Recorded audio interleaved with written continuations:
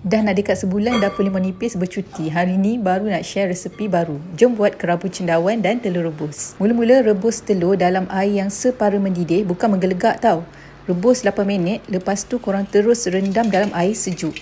Cara ni, kita boleh dapatkan telur rebus yang warna telur kuning tu warna oranye-oranye macam ni. Dan kita potong dadu telur rebus ni.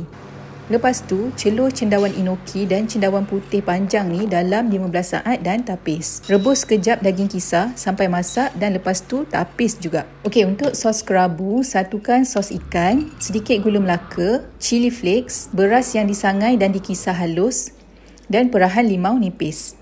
Lepas tu kita gaul je bagi sebati dan kita masukkan cendawan yang dah dicelur, telur rebus, hirisan bawang merah, hirisan daun bawang dan hirisan cili api.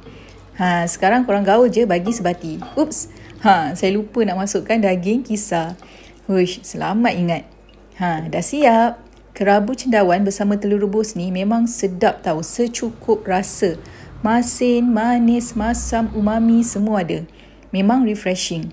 Kalau korang nak ada kuah sikit, korang boleh campur dengan sedikit air rebusan daging tadi pun boleh. Ikut je taste masing-masing. Selamat mencuba.